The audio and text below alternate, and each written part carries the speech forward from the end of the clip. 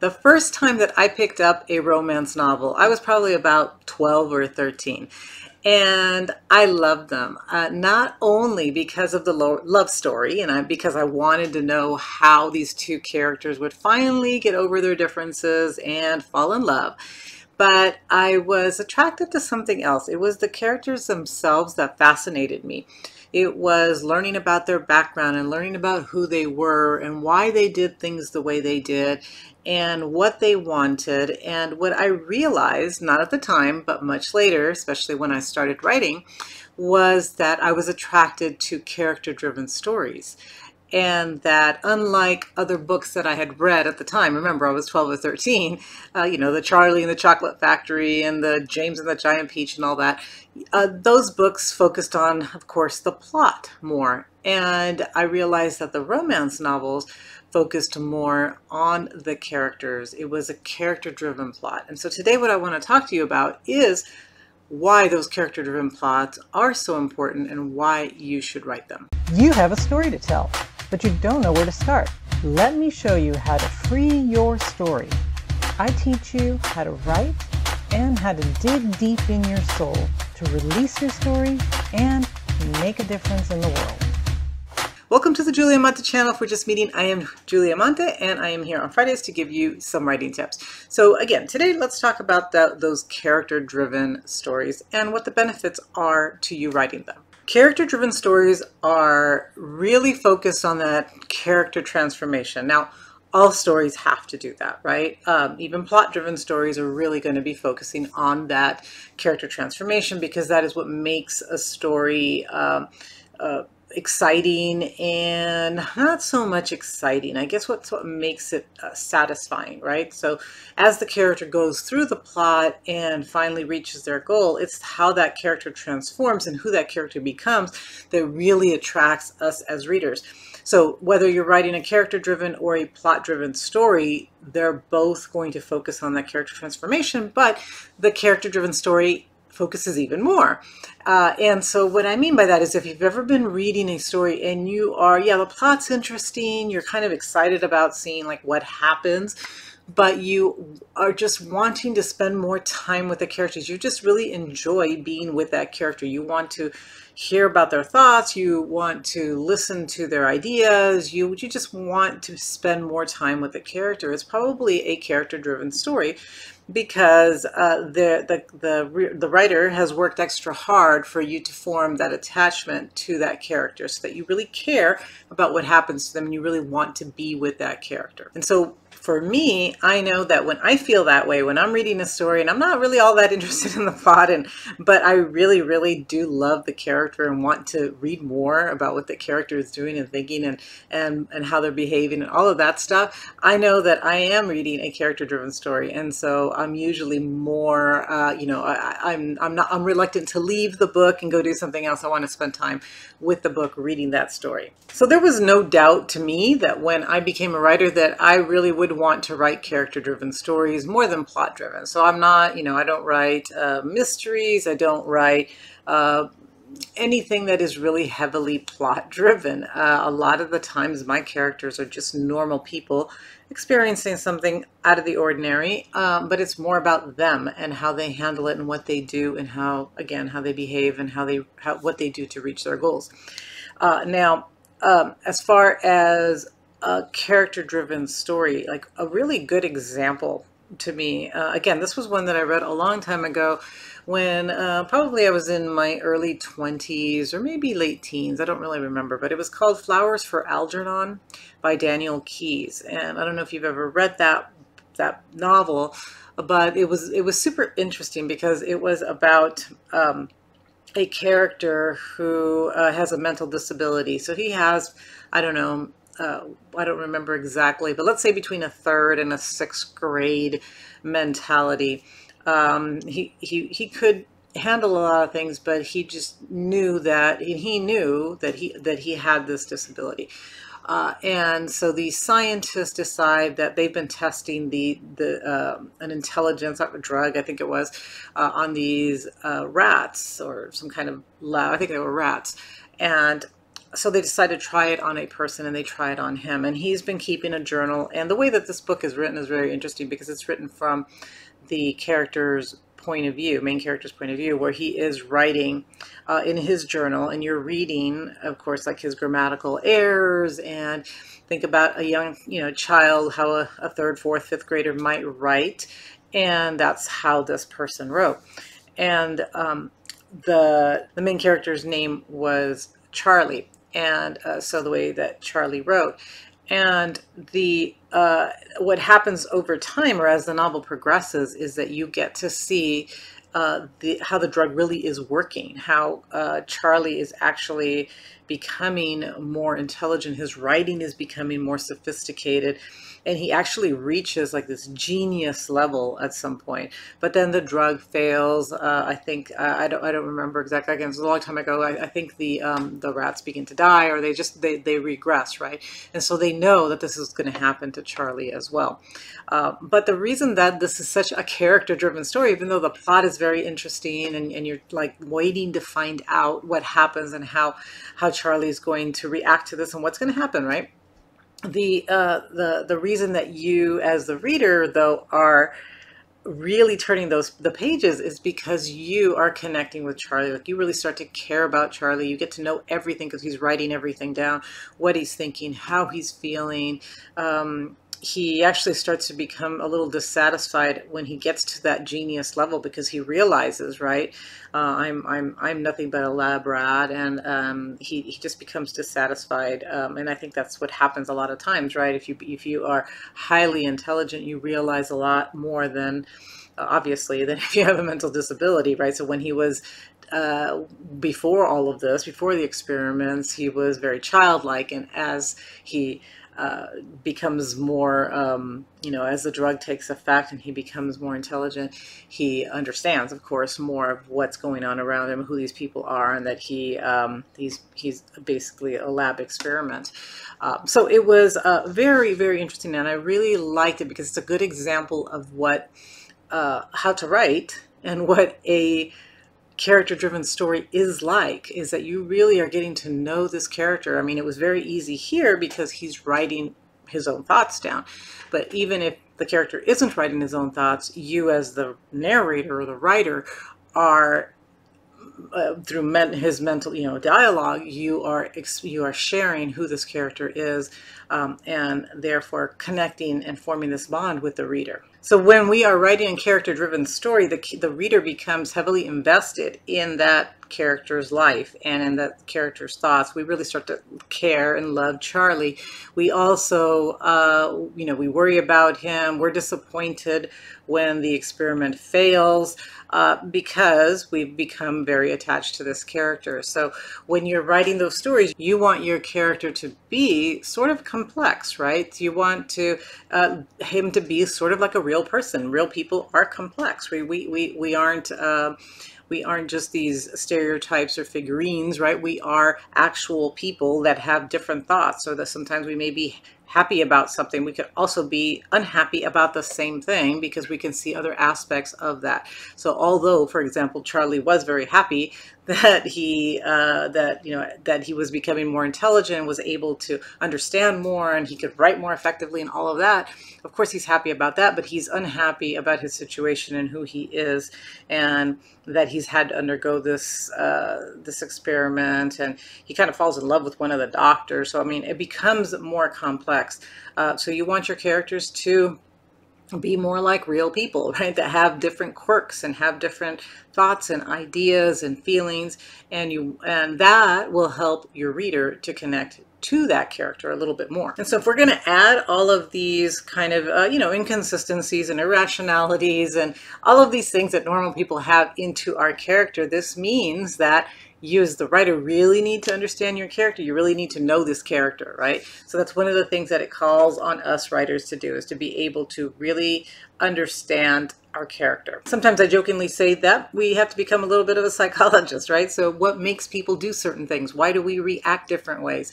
Why do we believe certain things? What affects us, So you have to go back into their history. What is it that makes us believe things that we believe?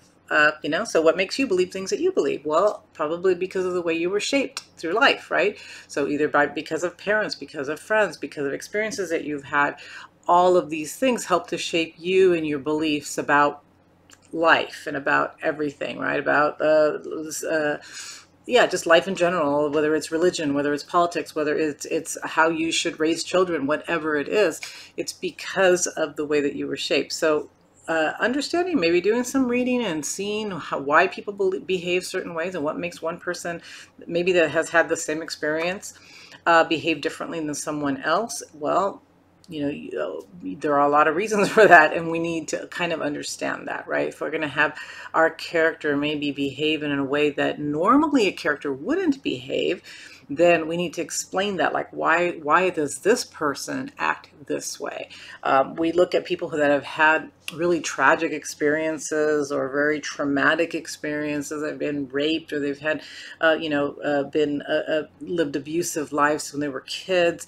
Well, one can turn out to be, go down a really dark road where they choose things that are going to harm them. Another one can choose to go into a completely different way. Well, why does that happen?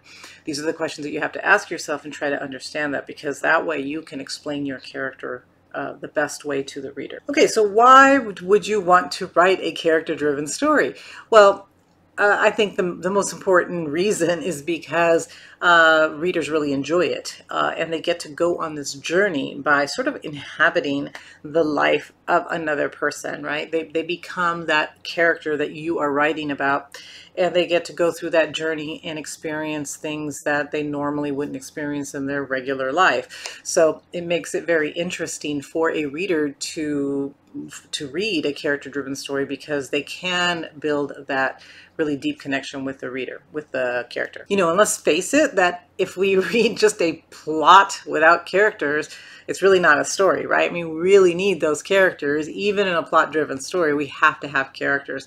So why not make them as relatable as we can? Not every story needs to be a character-driven story. There are definitely stories that I've read that really focus more on the plot, and the characters are secondary or maybe a little bit superficial, and it still works because it's the story of the plot of what is happening. And maybe there's a lot of different characters.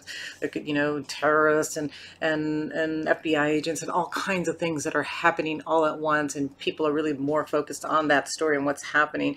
And even though there might be a main character, might be a special FBI agent who is the main character, but we're not really learning a lot about him. We're learning a little bit because we're mostly focused on the plot. But we have to have something. We have to have at least a little connection with some of the main characters. So every story has a character in it if we want to have a story, because we need that character to be that vehicle that takes us through that plot, that takes us through the story. So we have to have that character. But another reason why you want maybe to write more of a character-driven story is because readers really like to connect emotionally to other people, right? We like to connect emotionally to people. As soon as we start a new job, what do we tend to do, right? We tend to introduce ourselves to other people that we're going to work with. We tend to, share a little bit about ourselves. They share a little bit about themselves, and we start to feel that connection. We need that emotional connection rather than just like going to work, not knowing anybody, getting into our little box and doing our own job. Otherwise, we might as well stay at home on our computer and do it there, right? One of the reasons that we enjoy maybe going into an office or going into work is the connection that we have, that emotional connection that we start to build with other human beings. And so since we need that, we like that also in our stories. Pausing for a second to let you know about a couple of courses that I've created. If you're a beginning writer and you want some help with your book, I just want to let you know that I do have a basic course on how to write, and I'm going to post it below. And if you're not a beginning writer, but you are more established and you're ready to publish your work, you have your novel written, I also have a publishing course, and I will also post it below. So take a look look at it. Maybe they'll be just what you're looking for. All right, let's go back to the video now. And for writers, if the plot is secondary and our goal is to write a character-driven story, one of the benefits for us is that we really do get to delve deeper into our character. We do get to make that connection with the character ourselves as writers, and we get to understand the character better. And it really does help us to write a deeper, better story. So for writers, that's a really good thing, right? To be able to connect with our characters. Another reason that for writers it's a good thing, especially if you like to write, let's say from first person, it helps us to connect more with the character, because you know, when you're writing from the I point of view, you are, as the writer, feeling like you are that character, and it helps you to understand that character better and to write a stronger character. Especially because what happens is that you start to take on the voice of the character, and voice is hard sometimes for writers, right? It's hard for us if you've ever gotten rejected because the characters don't have unique voices. Well, that's part of the reason, is that you might not have connected with that character, and you're not actually presenting that character as a unique person. When you write a deeper, you know, you get more into a character-driven story, and maybe you're writing from a first person, it helps you as the writer to give that character a unique voice. You will be writing a stronger character because you will be able to relate to that character a little bit more. So a character-driven story then is different from a plot-driven story, because you are more focused on that character, right? And you get to know the character a little bit better and deeper. I think maybe the last thing here to remember is that you want your character, though, even though it is a character-driven story, not to be reacting to what's happening in the plot. And I think that's maybe what makes it different, is that the character is actually creating more of what's happening rather than just reacting to things that are happening and letting the plot drive what the character is going to do next. It's really the character deciding what to do. Back when I was writing chick lit novels, right, which I really enjoyed doing, because it was all mostly I think it was all first person, and the character really did drive everything. It was all about the desires of this main character. What did the character want? What kind of job did they want? What kind of, why were they having relationship problems? What is it that they wanted to do in their life? And every decision they made was based on what was going on in their head and what their desires were. They were super, super character-driven stories. Which is probably why I really loved reading them and writing them. It's because it was so focused on this one character. And it was everything that happened in the story was based on the decisions that the character made, based on who this person was and what they wanted from life. And the really nice thing was that as the character learned more about herself, like who she wants to love, what job she wants, what she wants to do with her life, she would change, right? She'd start to grow and change and make new decisions, which would lead the story in a different direction, which again, I really, really loved, because I thought it really showed how people are, right? As we grow, as we get older, as we learn things about ourselves, we start to change, and we start to maybe mature. We start to make decisions that are smarter, better for ourselves and for other people. And in these novels, we could see that, as opposed to maybe a crime novel or maybe a horror novel, where the way I see it a lot of times is that the character is reacting to what is happening, right? So some evil person is chasing them through the forest. They're reacting to that. The decisions that they're going to make are based on what is happening. So they need to hide. They need to be able to kill this bad guy. They need to do something. It's all based on what is happening. Now, of course, the character is going to make a decision on what to do, right? So if they decide, well, we're going to shoot this bad guy, and then we're going to run, and then we need to decide what we're going to do next. The character does have decision making. You have to, in order for the story to continue, because again, every novel has some character. It is character driven in a way, but there's a lot of stuff happening on the outside that is affecting your character, right? There's a villain, there's a bad guy, there's something else that is acting on your character. Whereas in a character-driven novel, it's your character that is in charge of their environment, and they're the ones that are they're not really reacting. It's your character that is choosing what to do next based on what they're deciding as they grow, as they mature, as they change, as they fall in love or not fall in love. They're going to make a new decision in life. So again, I want to emphasize that, all stories are both character and plot. They both have both, obviously. It's just that your character-driven story is going to focus more on the character. And I think that it does create a deeper story, a more emotional story, maybe a more relatable story sometimes, because the reader can attach themselves to a character and move through your story through that character's eyes and mind and thoughts. And anytime that I think of a book that is unforgettable, or one that I keep thinking of later, long after I've closed, the covers and put it away back on my shelf, when it's a story that I kind of can't get out of my mind, it's usually one that was a character-driven story, and that I really loved the character, the way that they were developed, and the way that the writer presented that character within the story of the novel. I think that is a huge benefit and a huge reason to consider either making your character, developing your character a little bit more, or writing a complete novel that is character driven. I hope that this has helped and that it has given you something to think about when you're creating your characters next time. So please come back next week and we will talk about a different issue or different writing. I'll give you a different writing tip. For now, please give me the thumbs up and like this video and leave some comments, and I will see you next week.